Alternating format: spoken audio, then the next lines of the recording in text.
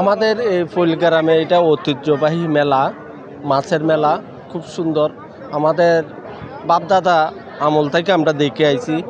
তো এখানে অনেক বিশাল বড় বড় মাছ উঠে, বিশাল বড় বড় মানুষ অনেক দূরের থেকে আয় মাছ কেনার জন্য। তো আল্লাহ রহমতে এখানে আমরা ছোটোবেলার থেকে আনন্দ করে যাইতেছে, এখনও আনন্দ চলতেছে। খুব সুন্দরভাবে মেলাটা পরিচালনা হইতেছে।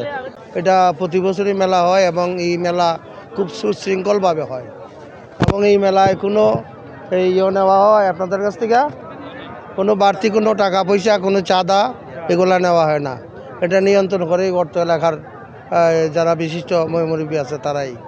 এক কথা হচ্ছে মেলাতে আসা মানে একটা ঐতিহ্য, যে মেলায় যাচ্ছে এবং সেখানে দেখে বড়সড় দেখে মাছ নিয়ে আসতে হবে, যে মাছগুলো প্রতিনিয়ত আসলে বাজারে পাওয়া যাচ্ছে না। এই বাঘ মাছের ওজন হয়েছে আপনার 2 মণ, দাম এমনি 2.5 লক্ষ টাকা দাম চাই। বিক্রি কত হবে সেটা বলা যাচ্ছে না এখন, এটা ক্রেতার উপর। আর প্রতি বছরই আমরা মনে করো এই মেলাতে মাছ নিয়ে আসি, অবশ্যই বিক্রি করে যাই, ফেরত নেই না। আমরা তো বিগত এই মেলাতে 15-16 বছর ধরে আসি এই মেলাতে মাছ বেচার জন্য।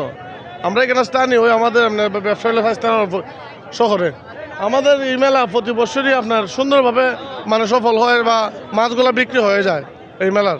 প্রতি বছর মনে করেন আমরা এই যে মনে হন আমরা 3 লাখ টাকার মাছ নিয়ে আসছি, এরকম আমাদের মতন অনেকে 3 লাখ 5 লাখ টাকার মাছ নিয়ে আসছে, কেউ 10 লাখ টাকার মাছ নিয়ে আসছে। কি মানে প্রত্যেকটা দোকানদার আপনার লাখ 1.5 লাখ টাকা নিয়ে আসছে মাছ। বিভিন্ন আনতে আসে, অনেকের মনে হন মৌলিবাজার, শ্রীমঙ্গল, বিভিন্ন জায়গাতে আপনার মানুষগুলো আসে এখানে মাছ বেচার জন্য।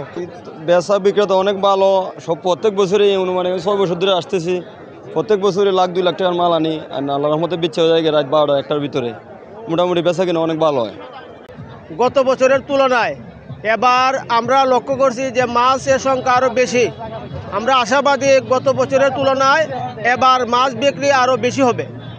পাশাপাশি নিরাপত্তার জন্য আমরা এলাকার যুব সমাজদেরকে আলাদা আলাদা টিম করে এই প্রতিটি ভাগ করে প্রতিটি এলাকায় আমরা এই মেলার ভিতরে নিরাপত্তার জন্য নিয়োজিত করেছি।